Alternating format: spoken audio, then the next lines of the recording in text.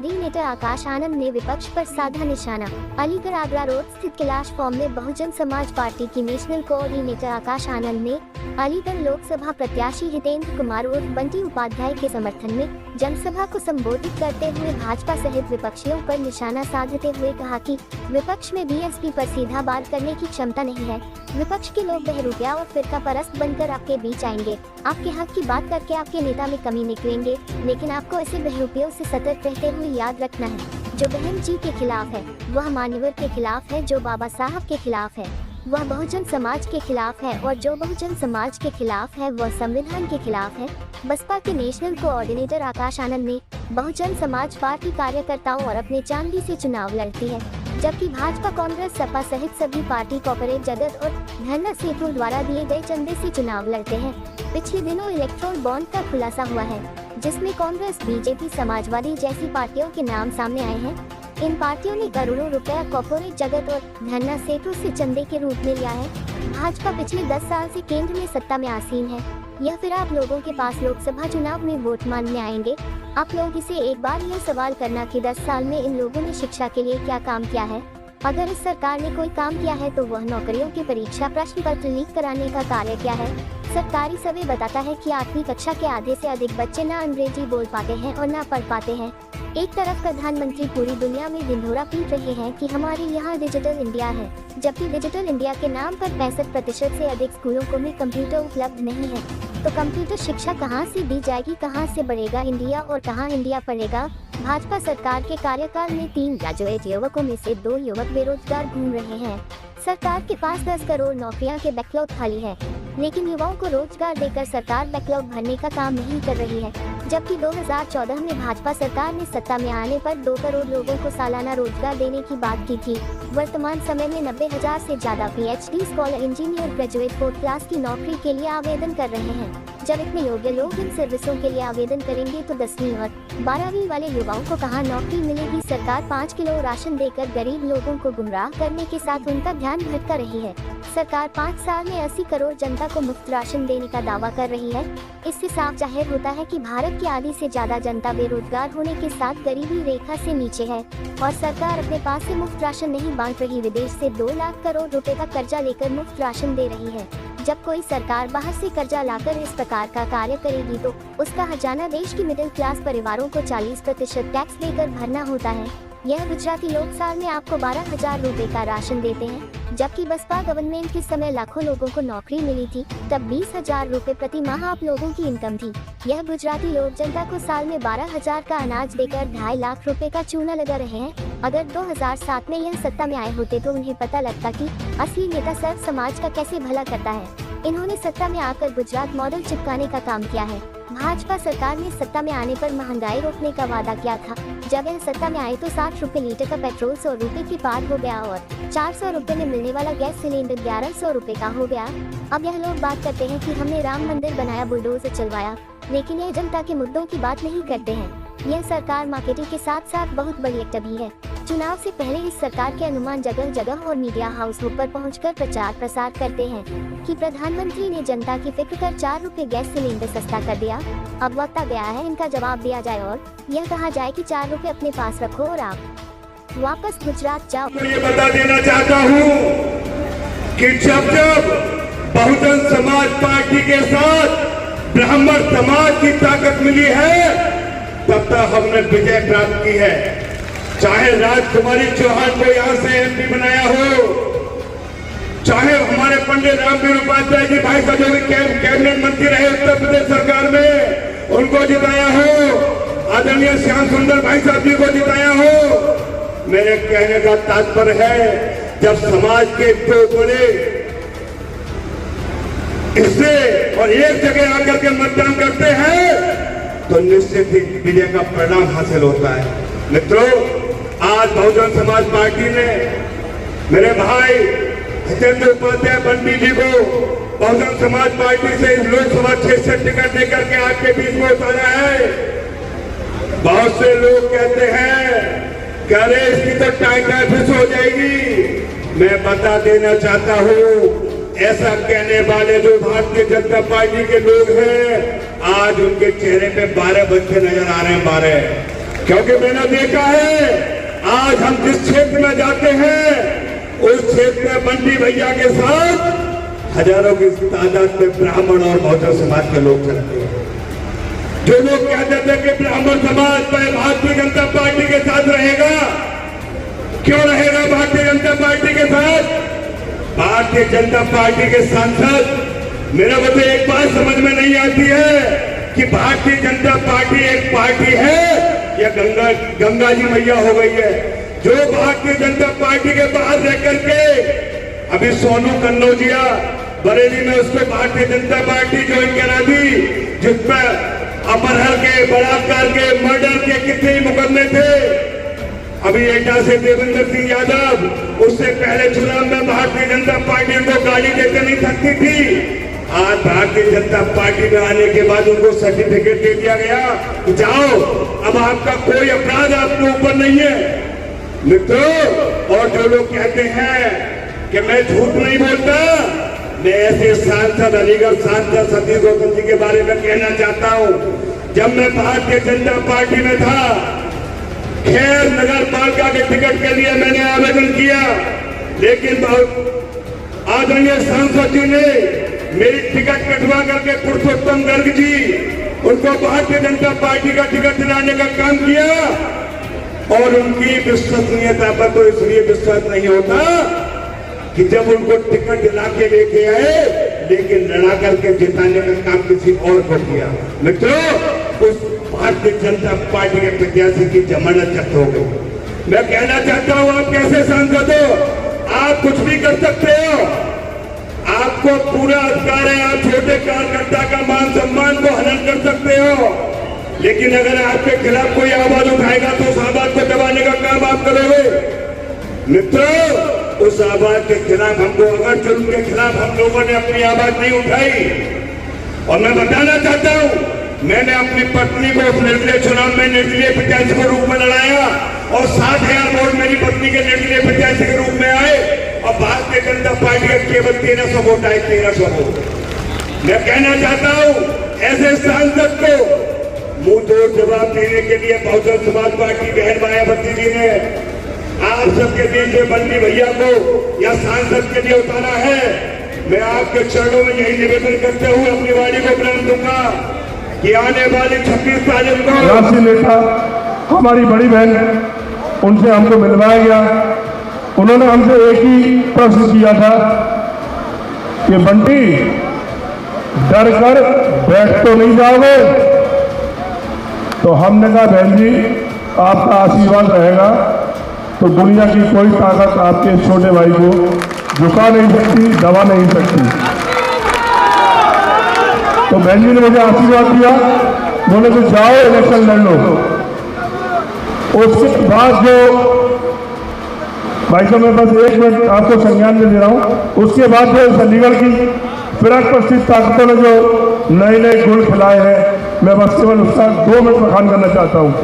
Ticket मिलते ही बोले मिलेगी ना, टिकट मिल गई, पर्चा ना भर पाएगो, पर्चा भरगो, बोले बी फॉर्म ना मिलेगो, और बी फॉर्म ना मिलेगो, अब जाकर पर्चा हम चुनाव आयोग से कैंसिल करवा देंगे।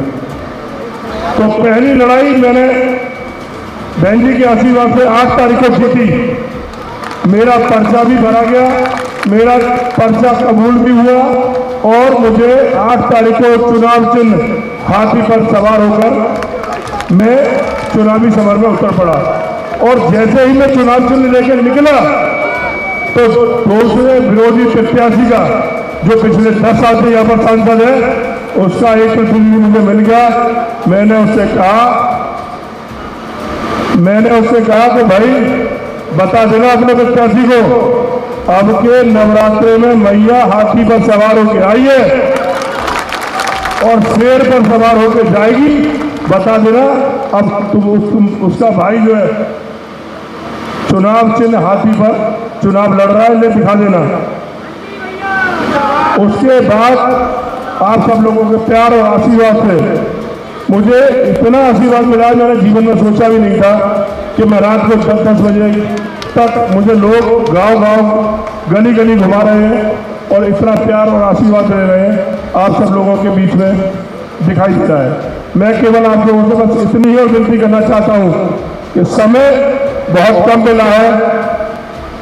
आप लोग एक एक मेरा परिवार का साथी अपने आप को बंटी पात्रा समझकर अगर इस इलेक्शन में उतर कर रहा है तो मुझे दुनिया की कोई ताकत हरा नहीं सकती है।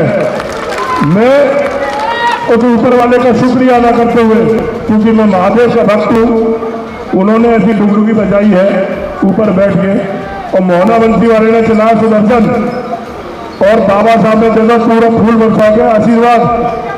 और मैया का, क्योंकि आप सब लोग जानते हैं, जो लोग मुझसे परिचित हैं, मेरे अभी भी नवरात्रि के व्रत चल रहे हैं और आज मैं 14 दिन व्रत रह के आप लोगों के मध्य में इतनी ऊर्जा के साथ लगा हुआ हूँ, तो ये उस जगत जननी माता रानी का मुझ पर आशीर्वाद है।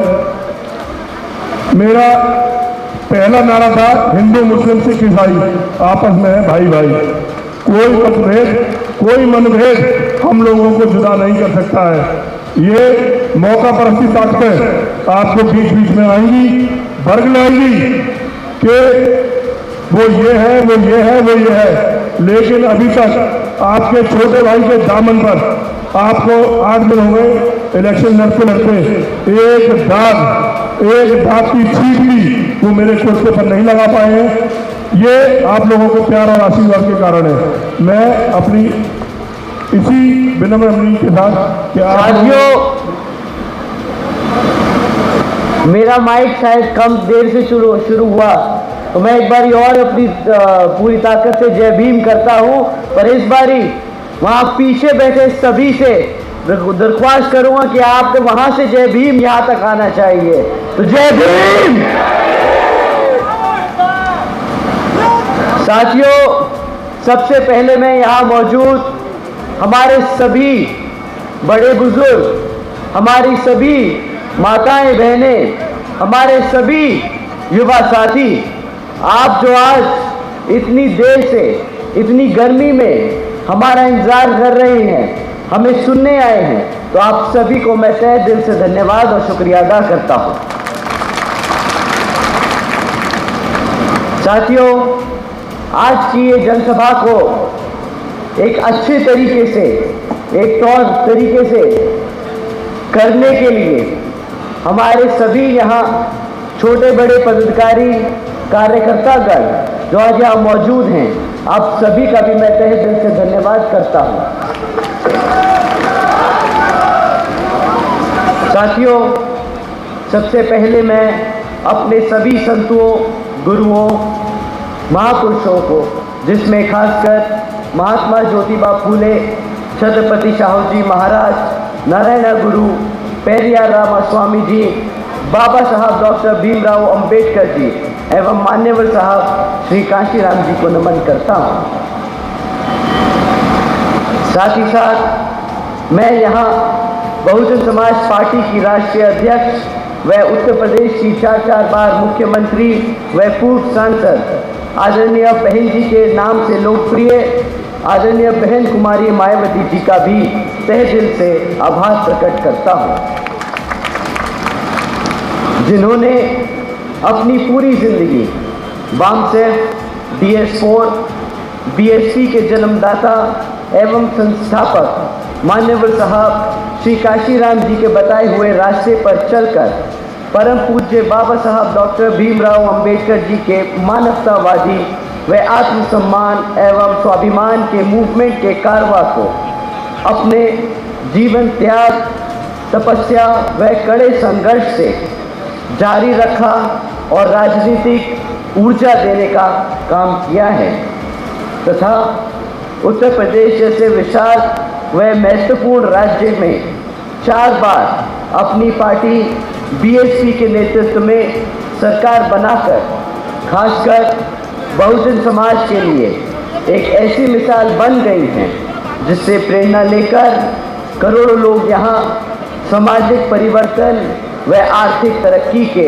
मिशनरी कार्य में जुड़े हुए हैं। इतना ही नहीं, बल्कि मैं खुद भी उनसे प्रभावित होकर इस BSP मूवमेंट से जुड़ चुका हूँ और उनके पद चिन्हों पर चढ़कर उस मिशनरी दायित्व, कर्तव्य व फर्ज को पूरा तय दिल से निभाने की कोशिश करूंगा, जिसके लिए बहुजन समाज के मसीहा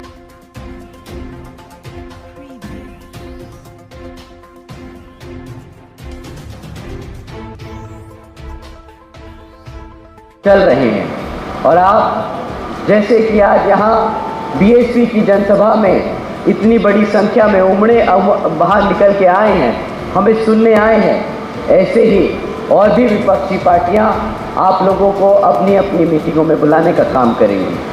परंतु मैं और विपक्षी पार्टियों के बारे में बात करने से पहले हमारे बीच में जो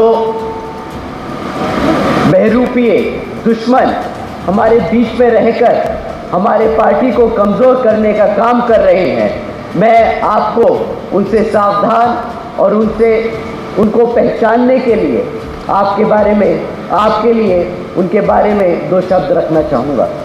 साथियों, जैसा कि आप जानते हैं, विपक्षी पार्टियां साम दाम दंड भेद किसी भी हद तक गिरकर हमारे कैडर हमारे मूवमेंट को कमज़ोर करने के लिए किसी भी स्तर तक गिरकर हमारे लोगों को गुमराह करने का काम कर सकती है। परंतु ये विपक्षी पार्टियां इतनी मजबूत नहीं कि हमारे समाज के लोगों पर सामने से आकर वार करें। ये उस टाइप के दुश्मन हैं जो हमारे लोगों के बीच में घुसकर एक बहरूपीय की तरह हमारे को अंदर से कमज़ोर करने का काम कर रहे हैं। तो साथियों, इन बहरूपियों को कैसे पहचानेंगे आप? कैसे पहचानेंगे ये बहरूपीय आपके असली दुश्मन हैं?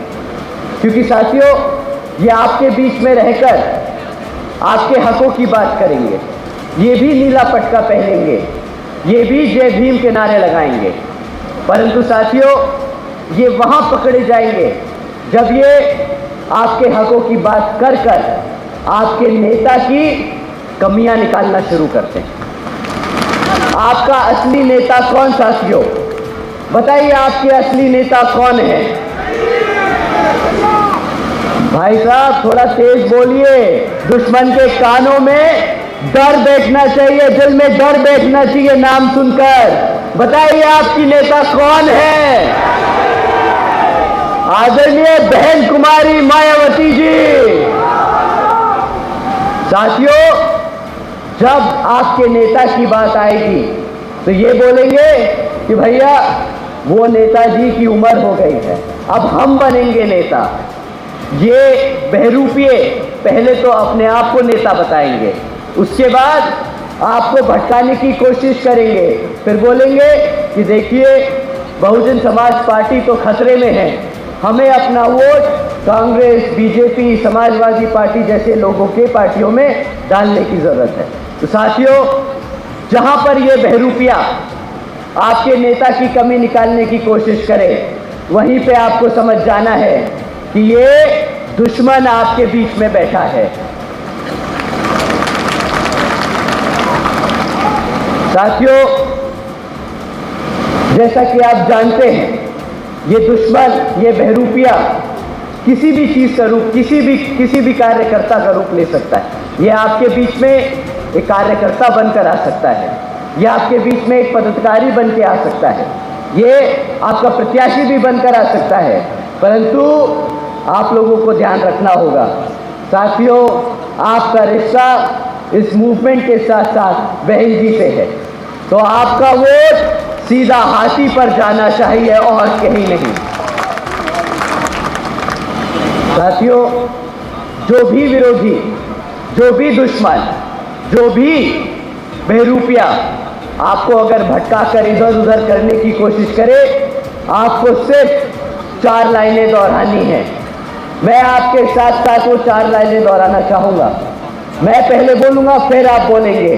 पहली लाइन साथियों, जो बहन जी के खिलाफ है, जो बहन जी के खिलाफ है, वो मान्यवर साहब के खिलाफ है।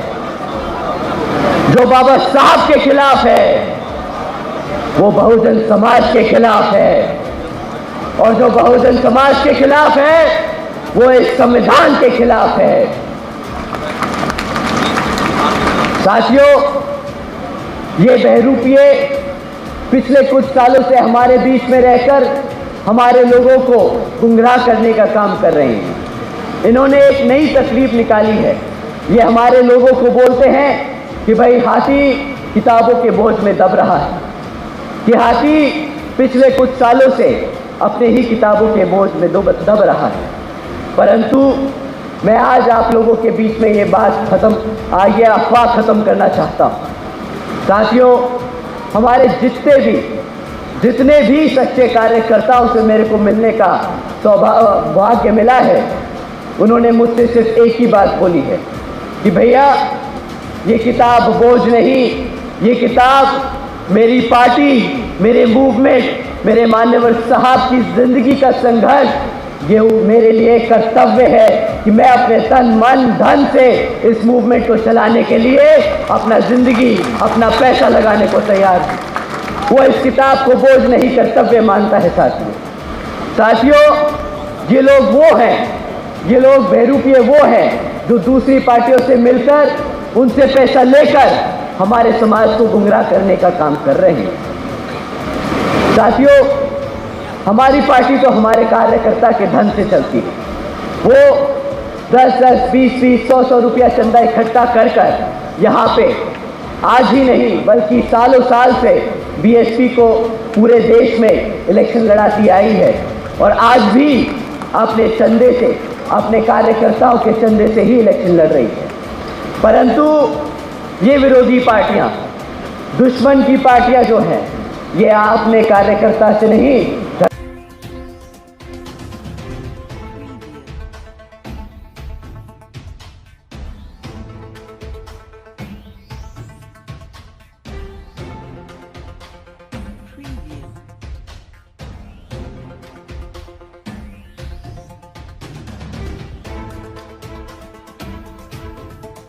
लीक हो गया। बताइए साथियों, अगर आपका पेपर लीक होता है तो सरकार को बहाना मिल जाता है वो नौकरियां रद्द करने का। मिल जाता है कि नहीं मिल जाता है? बताइए। जब उन्हें नौकरी नहीं देनी होती तो वो पेपर लीक करते हैं। साथियों, खैर, नौकरी ना देने का मुद्दा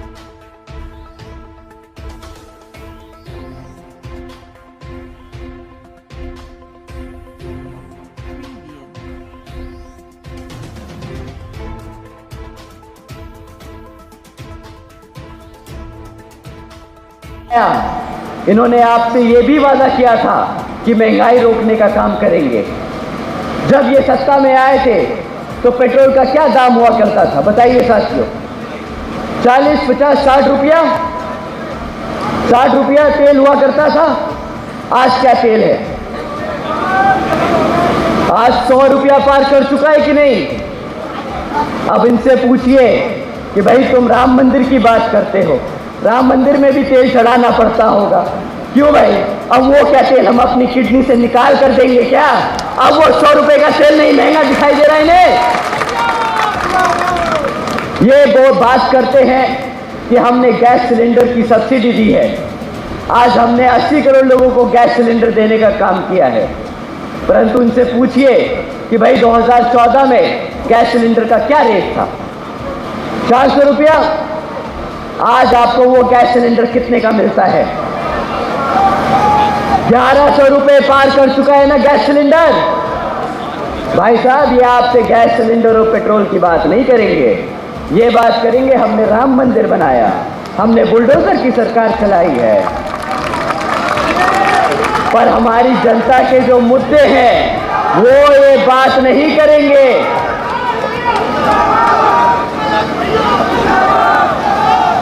साथियों, ये मार्केटिंग के साथ साथ बहुत बड़े एक्टर भी हैं। वो तो कहते हैं ना कि भाई मंच पर आकर एक्टिंग भी बहुत ज़रूरी है, दिखना बहुत ज़रूरी है कि आप बहुत मजबूत हैं।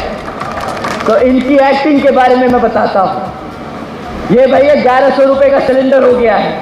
इलेक्शन से पहले क्या बोलेंगे?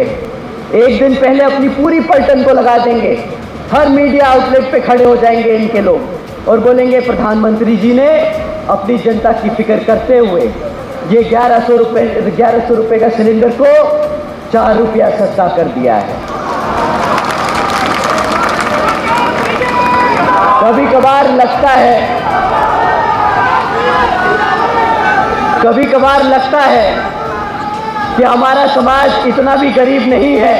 वो कभी कभार मन करता है हम अपने साथियों के साथ इनके घर चले और बताएं, भाई साहब ये लीजिए 4 रुपया रखिए अपने पास और वापस जाइए गुजरात, ये गद्दी छोड़िए, इसकी आपको जरूरत नहीं है।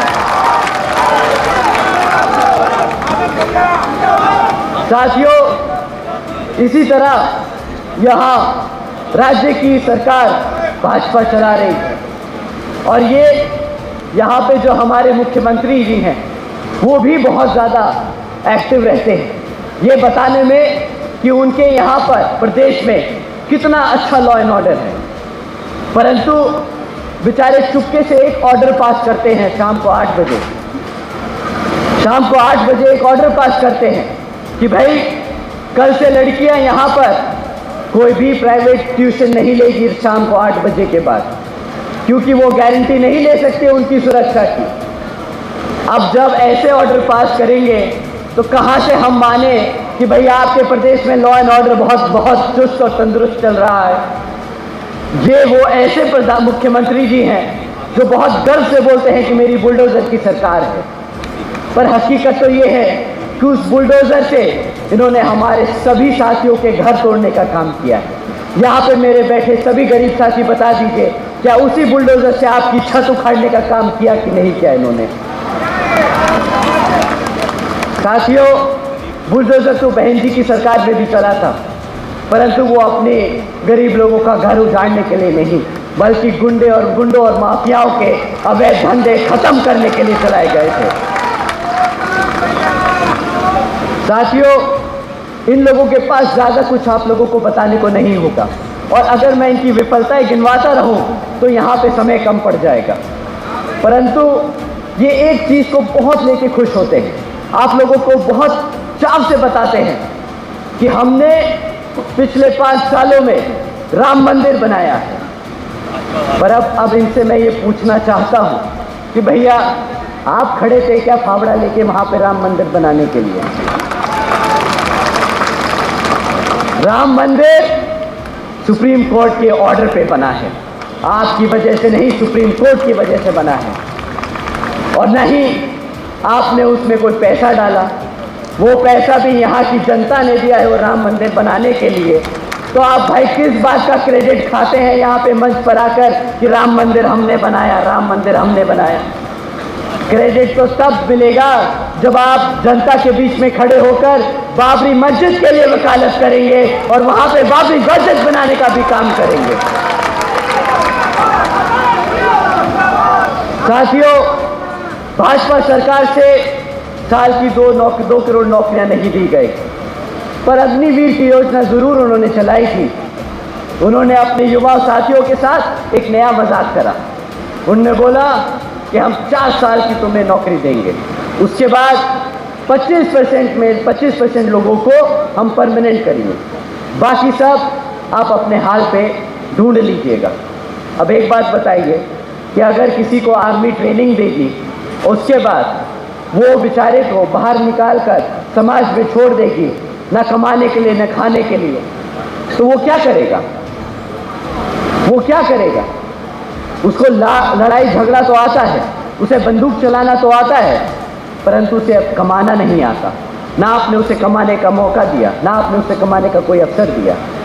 ये योजना के तहत चलकर वो हमारे युवाओं को ट्रेन तो कर रहे हैं, पर वो आने वाले समय में हमारे समाज में ऐसे लोगों को हमारे युवाओं को मजबूर कर रहे हैं।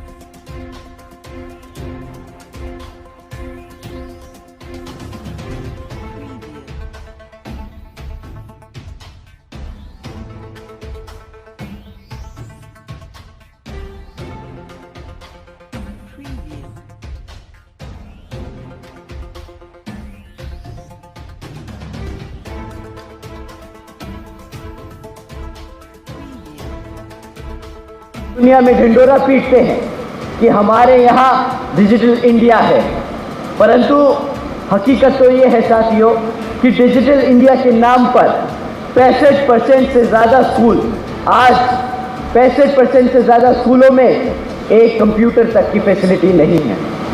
जहाँ पर बच्चों को पढ़ाने लिखाने के लिए टीचर्स नहीं है, जहाँ पर डिजिटल इंडिया के नाम पर स्कूल्स में कंप्यूटर नहीं है, तो वहाँ पर कहाँ से बढ़ेगा इंडिया, कहाँ से पढ़ेगा इंडिया।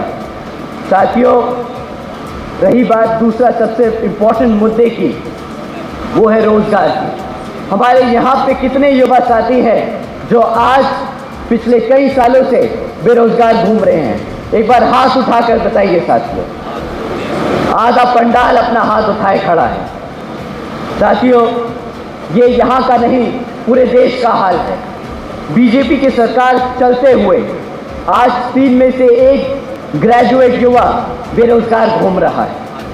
साथियों, आप जानते हैं बेरोजगारी एक ऑप्शन नहीं है, ये किसी सरकार की मजबूरी नहीं है कि अपने युवा को बेरोजगार रखे। ये उसकी मन की बात है जो वो हमें मुंह से नहीं बता रहा है, ये हमें समझने की ज़रूरत है। साथियों, कोई भी सरकार अगर चाहे तो अपने यहाँ पर लाखों नौकरियाँ दे सकती है, और इस सरकार के पास भी पिछले 10 साल से 10 लाख की बैकलॉग नौकरियाँ हैं जो खाली पड़ी हैं। आज तक इन्होंने भरने की कोई कोशिश नहीं करी। साथियों, ये वही सरकार है जिसने 2014 में आप सभी को वादा किया था कि हर साल 2 करोड़ नौकरी देने का, परंतु आज भी वो 2 करोड़ नौकरियां तो दूर की बात हैं, जो पिछले 10 साल से 10 लाख नौकरियां बैकलॉग की खाली है, वो भी भरने का इन्होंने कोई प्रयास नहीं किया है। चाहे साथियों, आए दिन इनकी सरकार चलते हुए हमें नई हेडलाइंस देखने को मिलती हैं। इनमें से एक बहुत ज़रूरी हेडलाइन है जो मैं आपके सामने रखना चाहूँगा।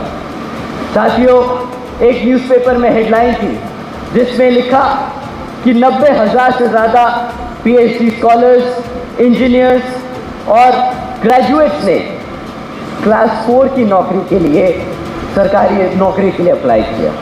आप सब तो जानते हो कि क्लास 4 की नौकरी के लिए क्या क्वालिफिकेशन लगती हो, 10वीं 12वीं पास। जिस जॉब के लिए अगर 10वीं पास का सर्टिफिकेट चाहिए, वहाँ पे अगर PhD स्कॉलर्स अप्लाई करेंगे तो कहाँ से मिलेगी नौकरी? साथियों, जब आपके बच्चों को पढ़ाएंगे नहीं, जब आपके बच्चों को रोजगार नहीं देंगे, तो ये आपका पेट कैसे भरेंगे, ये आपका ध्यान कैसे भटकाएंगे?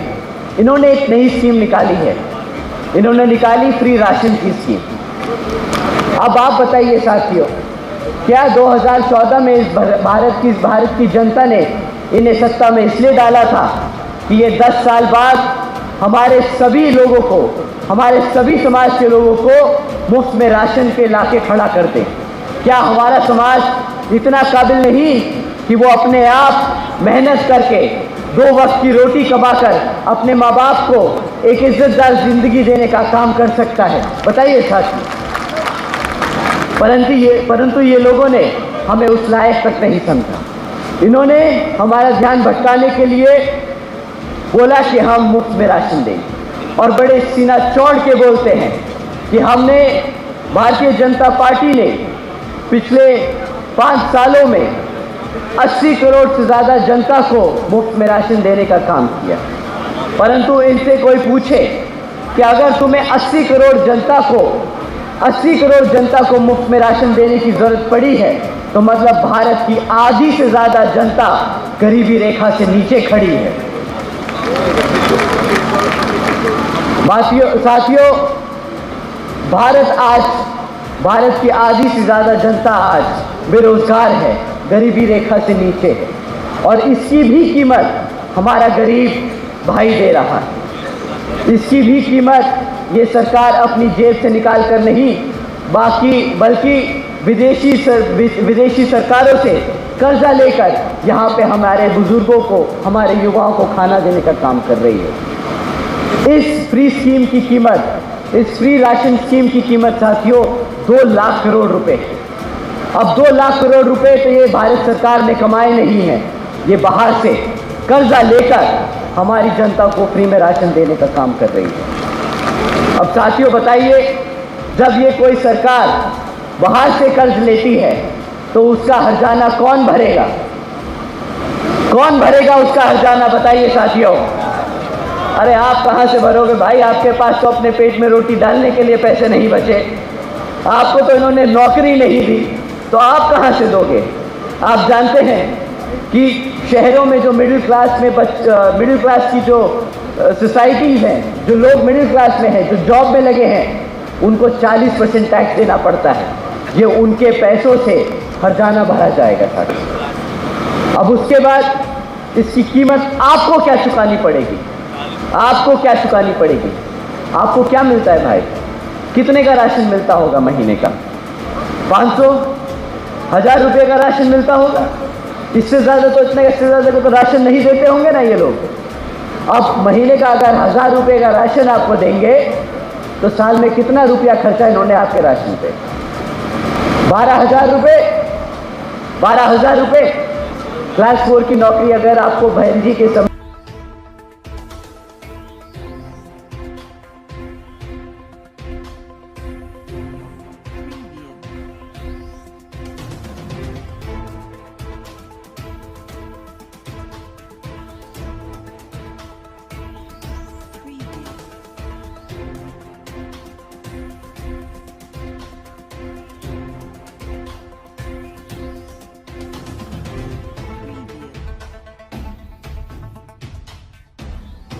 जब बहन जी यहाँ पर मुख्यमंत्री की तरह प्रदेश चला रही थी तो बहन जी ने अपना मॉडल ऑफ गवर्नेंस दिया।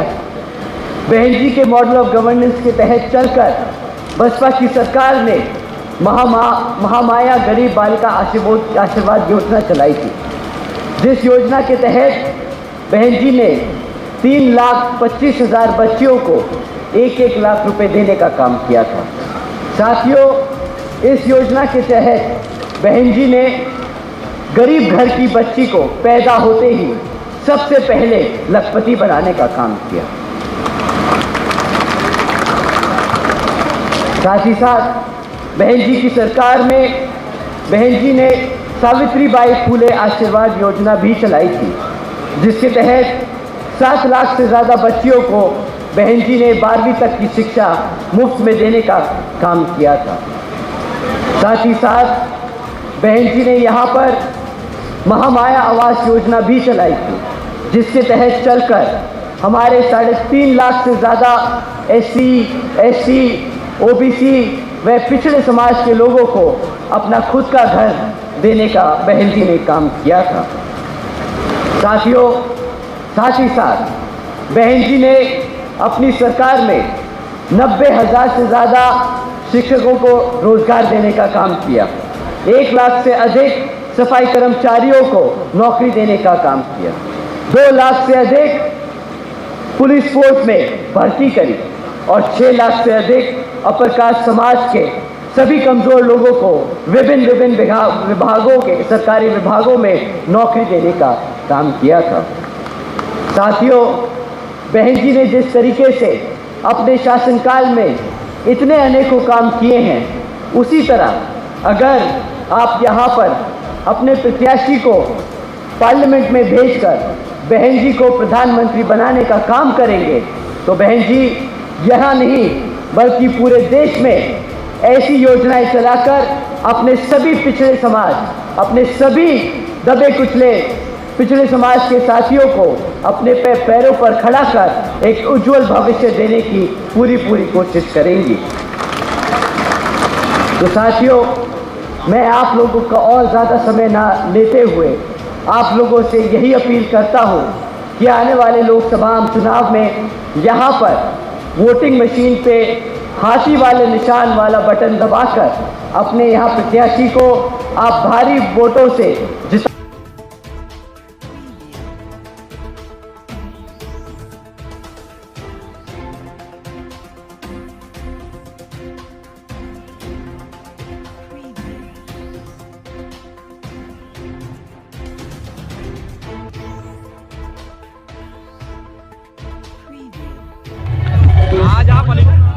आज आप अलीगढ़ आए हैं। हाँ जी। अलीगढ़ में किस तरीके का माहौल देखने को मिल रहा है आपके प्रत्याशी के समर्थन में? देखिए, जैसे कि आप लोगों ने खुद ही देखा कि आज हज़ारों की संख्या में यहाँ भीड़ उमड़ी थी हमारे प्रत्याशी जी के वोट इलेक्शन की रैली में। तो हमें पूरा भरोसा है यहाँ की जनता हमारे प्रत्याशी जी को जिताकर लोकसभा भेजने का काम करेगी।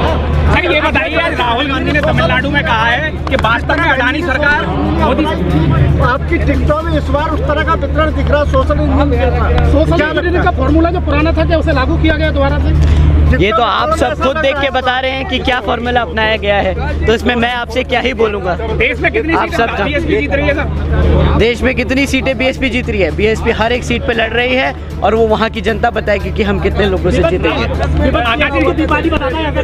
हाँ जी, विपक्ष बीएसपी को बी पार्टी बताता बीजेपी की।